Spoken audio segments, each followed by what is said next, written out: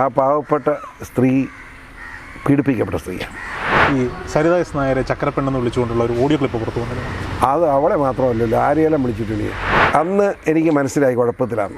കാരണം ആ സ്ത്രീയുടെ ഇവിടെ മുഴുവൻ ചോരയൊലിപ്പിച്ച കാണുന്നത്.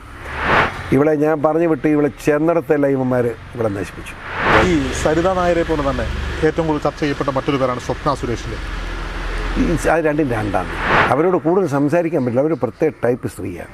അവർക്കൊരു സംരക്ഷണം പേടിക്കാതെ, അവരുടെ മാനം നഷ്ടപ്പെടാതെ സമീപിക്കാവുന്ന ഒരു പൊതുപ്രവർത്തനമാണ് ഞാനെന്ന ബോധ്യം കൊണ്ടാണ്. സരിത എസ് നായരുടെ കേസിൽ അവർ ചെറിയൊരു മാറ്റം ഉണ്ടായിട്ടുണ്ട്. ഈ സരിത എസ് നായരെ ചക്കരപ്പെണ്ണെന്ന് വിളിച്ചുകൊണ്ടുള്ള ഒരു ഓഡിയോ ക്ലിപ്പ് പുറത്തു വന്നത് അത് അവളെ മാത്രമല്ലല്ലോ, ആരെയെല്ലാം വിളിച്ചിട്ടുണ്ട്. ഒരുപാട് പിള്ളേരെല്ലാം ചക്കരപ്പെണ്ണ്. ഞാൻ അമ്മക്കുട്ടിയും ചക്കരപ്പെണ്ണെന്നാണ് വിളിക്കുന്നത്. അത് എത്ര പേരെ നമ്മുടെ സിനിമയിലുള്ള എന്നാ ചക്കരപ്പെണ്ണെന്ന് വിളിച്ച് അവളെ കെട്ടിപ്പിടിച്ച് അതിൻ്റെ അത് വിവാദമായപ്പോൾ വിവാദം ഉണ്ടാക്കാൻ വിവരം കേട്ടോ വിവാദം. എനിക്കൊരു വിവാദമില്ല. ഇനിയും വിളിക്കും അവളെ. നിങ്ങൾക്ക് അറിയത്തില്ല കോശിയാമിനെ. ഈ എനിക്ക് സരിതയെപ്പറ്റി ഇപ്പോഴും പണക്കമില്ല, അറിയാമോ? ഇല്ല, വൈരാഗ്യമില്ല. അപ്പം അത് പിണറായി വിജയൻ്റെ ചിലവിൽ എനിക്കെതിരായിട്ട് കള്ളക്കേസ് കൊടുക്കുന്നല്ലേ ഉള്ളൂ. അതിപ്പം വേറെ കോടതി നിന്ന് ശരിയായ ശിക്ഷയും കൊടുത്തിട്ടുണ്ട്. പിന്നെ ഞാനിന്ന് ഇടപെടണം. പക്ഷെ മനസ്സിലാക്കണം, അവളെ കരഞ്ഞുകൊണ്ട് എൻ്റെ മുമ്പിൽ വരുമ്പോൾ ആ പാവപ്പെട്ട സ്ത്രീ പീഡിപ്പിക്കപ്പെട്ട സ്ത്രീയാണ്. ഞാനിതിനെ ജയിലിൽ വെച്ചാണ് കണ്ടത്. മനസ്സിലായില്ലേ? കാണാൻ വേണ്ടി പോയി അല്ല, കൊല്ലത്ത് ഒരു സമരത്തിൽ പങ്കെടുത്ത എൻ്റെ പാർട്ടിക്കാരായ സ്ത്രീകൾ അവരെ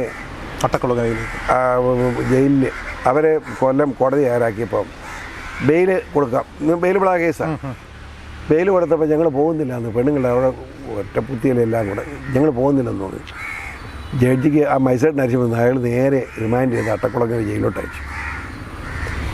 ഒരു 2-3 ദിവസം പഠിക്കുമ്പോൾ അപ്പീൽ കൊടുത്ത് മേടിക്കണ്ടേ, പുറത്തിറക്കണ്ടേ. അപ്പോൾ ഞാൻ 100 പേരിൽ പാഞ്ഞ് ഈ ജയിലിൽ ചെന്നു. ഈ പെണ്ണുങ്ങളെല്ലാം കൂടെ പെണ്ണുങ്ങൾ തൻ്റെ അടികൾ അവളുമാർ ഇവിടെ കിടന്നോളാന്ന് പറഞ്ഞിരിക്കുക. പക്ഷേ നമ്മുടെ പാർട്ടിക്ക് വെച്ചങ്ങളാകുമ്പോൾ നമുക്ക് മര്യാദയാണല്ലോ. പൊതുവെ സ്ത്രീകളോടൊരു സംരക്ഷണ മനോഭാവം. പിന്നെ അത് ചെയ്യാതിരിക്കാൻ പറഞ്ഞു. ഞാൻ അവിടെ ചെന്ന് വർത്തമാനം എല്ലാം പറഞ്ഞു. അങ്ങനെ ഇരിക്കുമ്പോഴാണ് ഈ സരിതയെ കാണുന്നത് അവിടെ വെച്ച്. ഞാൻ അന്ന് കൂടുതൽ സംസാരിച്ചൊന്നും കേട്ടോ. അത് കഴിഞ്ഞ് ഈ സ്ത്രീ ഇറങ്ങിക്കഴിഞ്ഞ് എൻ്റെ അടുത്ത് വന്നു. എനിക്ക് വലിയ സങ്കടം തോന്നി. അതെന്നാന്ന് വെച്ചാൽ അസാധ്യ കഴിവുള്ള ഒരു പെൺകുട്ടി. അവൾ ഈ ഇതായിരുന്നു അവളുടെ മനസ്സിൽ നിന്ന് തന്നെ ഈ സൗരോർജ്ജ പാനൽ. അവൾ അന്ന് സൗരോർജ്ജ പാനൽ പ്രൊപ്പോസലായിട്ട് വരുമ്പോൾ 39,000 രൂപ സംസ്ഥാന സബ്സിഡിയും 1 മെഗാവാട്ടിന് 57,000 രൂപ കേന്ദ്ര സബ്സിഡിയുണ്ട്. 50, 30, 80, 90, 91,000 രൂപ സബ്സിഡി കിട്ടുകയാണ് 1 മെഗാവാട്ട് വൈദ്യുതി. ഞാനിപ്പോൾ 1 മെഗാവാട്ട് വൈദ്യുതി ഇവിടെ വെച്ചാൽ കേന്ദ്ര സംസ്ഥാന ഗവൺമെൻറ് സബ്സിഡി 91,000 രൂപയ്ക്ക് കിട്ടും. അതിൻ്റെ അർത്ഥം വേറെ കാശ് മുടക്കാതെ തന്നെ സാധനം ഇവിടെ വന്നേ. ഇവള് കൊണ്ടുവന്ന പ്രപ്പോസൽ മന്ത്രിക്കും മുഖ്യമന്ത്രിക്കും ഉൾപ്പെടെ കൊടുത്തത്, ഉമ്മൻചാണ്ടിക്ക് ഉൾപ്പെടെ കൊടുത്തത് ഈ കേരളം മുഴുവൻ വെക്കാമെന്നായിരുന്നു. അവിടെ 1,10,000 രൂപയുടെ ആവശ്യമുണ്ട്. എനിക്കിപ്പോൾ ഒരു 10-15 രൂപ കൊടുക്കുക വല്ല മടിയുണ്ടോ? കാരണം സബ്സിഡി ഇല്ലേ. ബുദ്ധിപരമായ ഒരു ബിസിനസ്സുകാരിയായിരുന്നു പറയട്ടെ. ആ സ്ത്രീ വളരെ എനിക്കൊരു ബന്ധമുണ്ട്. കല്ലേൽ ശ്രീധരൻ നായർ എന്നൊരു സ്ത്രീയാണ്, ഒരാളാണ് ഇവളുടെ അടുത്ത ബന്ധു. എന്താണ് അങ്ങേര് ഇവിടുന്ന് 2.5 കിലോമീറ്റർ അപ്പുറം അങ്ങേർക്ക് 4 ഏക്കർ സ്ഥലമുണ്ട്. എനിക്ക് അങ്ങനെ അറിയാം. ഞാൻ അങ്ങേരുടെ കൂട്ടത്തിലാണ് ഈ സ്ത്രീയെ പിന്നെ കണ്ടത്. അപ്പോൾ അന്ന് എനിക്ക് മനസ്സിലായി കുഴപ്പത്തിലാണ്. കാരണം ആ സ്ത്രീയുടെ ഇവിടെ മുഴുവൻ ചോരയൊലിപ്പിച്ച കാണുന്നത്. സഹതാപം തോന്നി. ഞാൻ പറഞ്ഞു നിൻ്റെ കുഴപ്പമാണ്, നീ മര്യാദയ്ക്ക് ജീവിക്കാൻ നോക്കാം. ഞാൻ പറഞ്ഞു വിട്ടതാണ്. ഇത് കഴിഞ്ഞ് എൻ്റെ കുറ്റബോധം എന്താണെന്ന് ചോദിച്ചാൽ, ഇത് കഴിഞ്ഞ് ഇതിന് മുമ്പ് ഞാൻ തന്നെ നേരിട്ട് ഇടപെട്ട് ചില സ്ഥലങ്ങളിലേക്ക് ഇവിടെ അയച്ചു. ഈ സൗരോർജ്ജ പാനലിൻ്റെ അംഗീകാരത്തിന് ഗവൺമെൻറ് ലെവലുള്ള ഇനിയിപ്പം ആളുകളൊക്കെ മരിച്ചു വേണ്ടവരുടെ പേര് പറയുന്നത് ശരിയല്ല. ഇവളെ ഞാൻ പറഞ്ഞു വിട്ട് ഇവളെ ചെന്നിടത്തെല്ലാം ഇവന്മാർ ഇവിടെ നശിപ്പിച്ചു. ആരുടെയും പേര് ഞാൻ പറയുന്നില്ല. നേരത്തെ പറഞ്ഞ കാര്യങ്ങളിലെല്ലാം ഇപ്പോഴും ഉറച്ചു നിൽക്കുന്നുണ്ടോ? പിന്നെ ഉറച്ചു സത്യം പറഞ്ഞാൽ മാറാൻ പറ്റുമോ? എന്തോ ഒരു സങ്കടകാരിയാണെന്നറിയോ. എനിക്കെതിരായിട്ട് പറഞ്ഞ എനിക്ക് മണക്കമില്ലാത്തതിന് കാരണം അവൾ പറഞ്ഞ ദിവസം ഞാനൊന്നുമില്ല. എന്നെ ഇവിടുന്ന് തിരുവനന്തപുരം കമ്മീഷണറിനെ അവിടെ ചെല്ലാൻ നോട്ടീസ് തന്ന് ഞാനവിടെ തിരുവനന്തപുരം ചെന്നിരിക്കുക. 10 മണി കയറാൻ ഇവിടുന്ന് രാവിലെ ഏറ്റുപോയി 10 മണിക്ക് അവിടെ ചെന്നു. അവിടെ ഇത് എല്ലാം ചോദ്യം ചെയ്യലെല്ലാം കഴിഞ്ഞപ്പം അവിടുന്ന് കമ്മീഷണർ അല്ല നമ്മുടെ പോർട്ട് സ്റ്റേഷനിൽ നിന്ന് സിയും പിന്നെ അസിസ്റ്റന്റ് കമ്മീഷണർ വീണ്ടും വന്നിരിക്കും എന്ന് ചോദിച്ചപ്പം ഇങ്ങനെ ഒരു സ്ത്രീയുടെ കേസുണ്ട് ബലാത്സംഗം 374. എനിക്ക് ചിരി വന്നു. അത് തന്നെ എന്തൊരു ഇവരുടെ അടുത്ത് ബലാത്സംഗം ആരും വിശ്വസിക്കും. ഞാനൊന്നും മിണ്ടാൻ പോയില്ല. ഇത് തെറ്റാണെന്ന് നിങ്ങൾക്കറിയാമല്ലോ, ഞാനിവിടെ ഇല്ലല്ലോ, പിന്നെ ഞാൻ ഇരാറ്റുപേട്ടെന്ന് ഇത്രയുണ്ടോ, ഞാൻ കളിയാക്കി വർത്തമാനം പറഞ്ഞു. അപ്പോൾ അവരും പറയുന്ന കള്ളക്കേസാണെന്ന് ഞങ്ങൾക്കറിയാം. പക്ഷേ മുഖ്യമന്ത്രി ഓഫീസിൽ നിന്ന് വിളിച്ച് പറഞ്ഞിട്ടാണ് കേസ് എടുത്തിരിക്കുന്നത്. ഞാൻ ആയിക്കോട്ടെ. കോടതി ചെന്നു. ഒരു മജിസ്ട്രേറ്റ്, ഒരു അസാധ്യ മജിസ്ട്രേറ്റ്, വനിതയാണ്. ഒരു 100 വക്കീലന്മാർ കൂടി, ഞാൻ നിരവധിയൊന്നും അറിഞ്ഞുകൊണ്ട് ആ വക്കീലന്മാരോട് പറഞ്ഞു ഇവരോട് മിണ്ടാനും പറ്റില്ല, ഏറ്റിരിക്കാനും പറ്റില്ല. കാരണം കേസ് അവർ കമ്മിറ്റ് ചെയ്യുന്നുള്ളൂ. അപ്പോൾ അവരോട് മിണ്ടാൻ പറ്റിയില്ല. അവർ റിമൈൻഡ് ചെയ്യുന്ന ഉറപ്പല്ലേ. എന്നാ ചെയ്യുന്നത്? അവരോട് സത്യം പറഞ്ഞു മനസ്സിലാക്കാൻ ഒരു മാർഗ്ഗമില്ലല്ലോ എന്നാണ് ഈ വക്കീലന്മാർ പറയുന്നത്.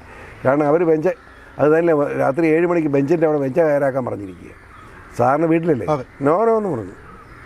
കം ടു കോർട്ടിൽ. അത്ര ചൂടൻ മജിസ്ട്രേറ്റാണ്, വനിതയാണ്, ചെറുപ്പം.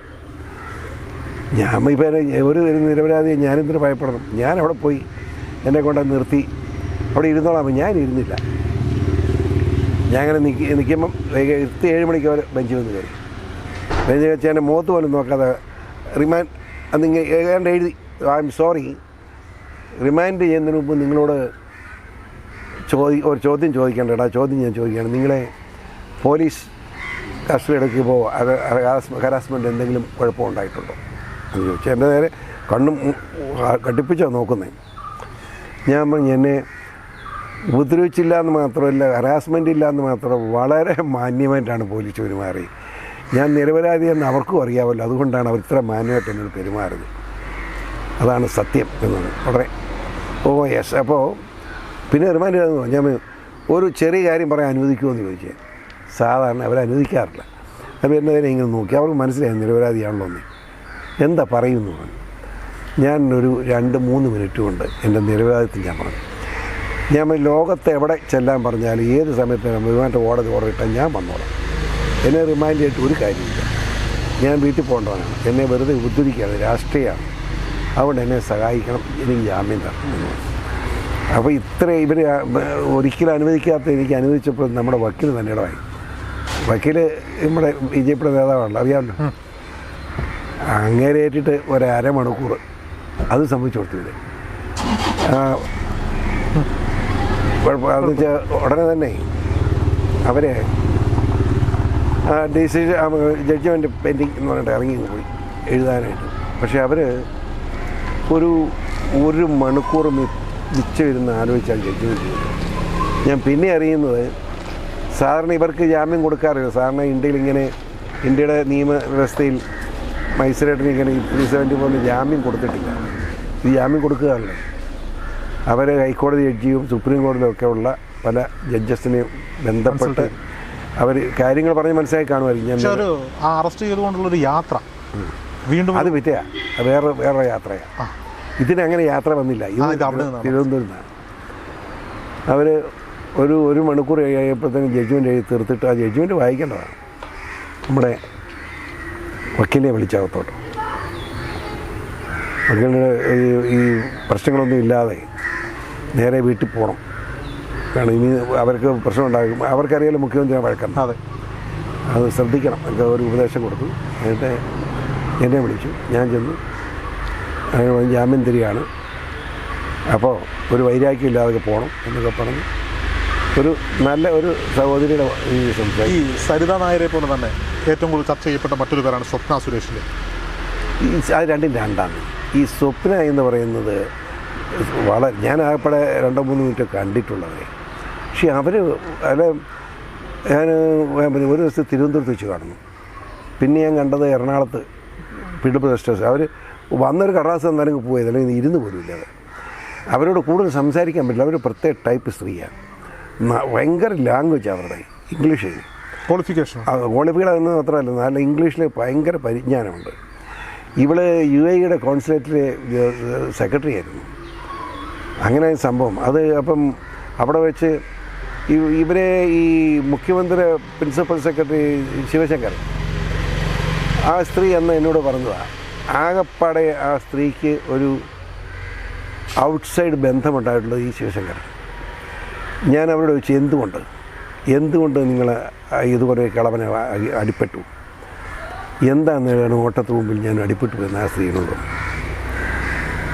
അവർ തീർച്ചയായിട്ടും പറഞ്ഞിട്ടുണ്ടോ. പക്ഷേ അവർ ഈ പറയുന്നതൊന്നും ചെറിയ സാധനമല്ല, ആരെയും മൈൻഡ് ചെയ്യരുത്. ഇപ്പോൾ പിണറായിയെ അവരെ പിടിക്കുന്നുള്ളതുകൊണ്ടാണല്ലോ അവരെ കൊല്ലാൻ ശ്രമിച്ചു എന്നുള്ളതാണ് അവരുടെ പരാതി. അതിനും ഈ ശിവശങ്കരൻ കൂട്ടിന്ന് കൊടുത്തു. ഇവിടെ നിന്ന് രക്ഷപ്പെട്ടോളാം ശിവശങ്കരൻ പറഞ്ഞിട്ട് അവരെ എറണാകുളത്ത് വെച്ച് വഴി മാറ്റിവിടാൻ നോക്കി. അത് കൊല്ലാനായിരുന്നു ശ്രമം. പക്ഷേ ഇവരത് മനസ്സിലാക്കിക്കൊണ്ട് വേറെ വണ്ടി കയറി സ്ഥലം കയറി ബാംഗ്ലൂർ എത്തി. അതുകൊണ്ട് അവരെ അങ്ങനെ ഇപ്പം ഒറ്റയടിക്ക് പിടുത്തം കിട്ടുമെന്ന് എനിക്ക് തോന്നുന്നില്ല. ഈ സ്ത്രീകൾ വിവാദത്തിൽപ്പെടുന്ന എല്ലാ കേസുകളിലും ദിലീപ് വിഷയം, സ്വപ്ന സുരേഷ്, ഈ പറയപ്പെടുന്ന സരിത എസ് നായർ, ഇവിടെയെല്ലാം ഒരു PC ജോർജിൻ്റെ ഒരു എൻട്രി ഉണ്ട്. ആ വിവാദങ്ങളിലേക്കെല്ലാം PC ജോർജിൻ്റെ ഇഷ്ടം നിങ്ങൾ മനസ്സിലാക്കേണ്ട കാര്യം, ഞാൻ പൊതുപ്രവർത്തനം എന്ന നിലയിൽ കേരളത്തിലുണ്ടാകുന്ന എല്ലാ വിഷയത്തിലും ഇടപെടുന്നവനാണ്.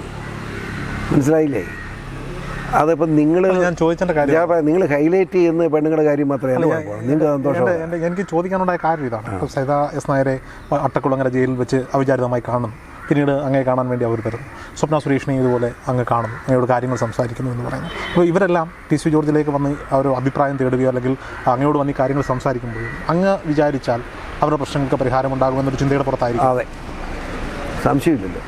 അതുകൊണ്ടല്ലേ അവർക്കൊരു സംരക്ഷണം, പേടിക്കാതെ അവരുടെ മാനം നഷ്ടപ്പെടാതെ സമീപിക്കാവുന്ന ഒരു പൊതുപ്രവർത്തനമാണ് ഞാനെന്ന ബോധ്യം കൊണ്ടാണ്. സരിത എസ് നായരുടെ കേസിൽ അവർ ചെറിയൊരു മാറ്റം ഉണ്ടായിട്ടുണ്ടോ? ഒന്നുമില്ല. ഇപ്പോഴും എനിക്ക് ഒരു പൊതുജനത്തിന് അങ്ങേ വിശ്വാസമാണ് 100%. ഒറ്റയെണ്ണം കേട്ടോളൂ, ഈ സരിതയെ മനസ്സായിട്ട് ചെയ്തതാണെന്ന് ഞാൻ വിശ്വസിക്കുന്നില്ല. ഈ സ്ത്രീ പിന്നെ ഒരു ദിവസം ഇവിടെ വരുമ്പോൾ ഇവിടെ കൊണ്ട് കാറ് നിർത്തി ഇറങ്ങി വരിക, ഒത്തിരി കൂടിയാണ്, ഒരു മുസ്ലിം സ്ത്രീയാണെന്ന് ഞാൻ പറ്റി പറഞ്ഞ എന്നൊക്കെ ഞാൻ ഇരിക്കുമെന്ന് ഇരുത്തി കഴിഞ്ഞിട്ട് ഈ മാറ്റി കഴിഞ്ഞപ്പോഴാണ് ഈ സ്ത്രീയാണെന്ന് ഞാൻ അറിയും. ഞാൻ ഉഷയെ വേഗം വിളിച്ചു. ഞാൻ അങ്ങനെ ഒരിക്കലും നമ്മൾ ഒരു തെറ്റിലേക്ക് പോകാൻ പാടില്ല എന്ന് നിർബന്ധമുള്ളതാണ്. ഞാൻ അതൊക്കെ ശ്രദ്ധിക്കും. മുഖ്യമന്ത്രി പിണറായി വിജയൻ്റെ മകൾ വീണ വിജയനുമായി ബന്ധപ്പെട്ട് ഒരുപാട് വിവാദങ്ങൾ ഇപ്പോൾ ഞാൻ അതിലേക്ക് ഇടപെടുന്നില്ല. താല്പര്യമില്ല.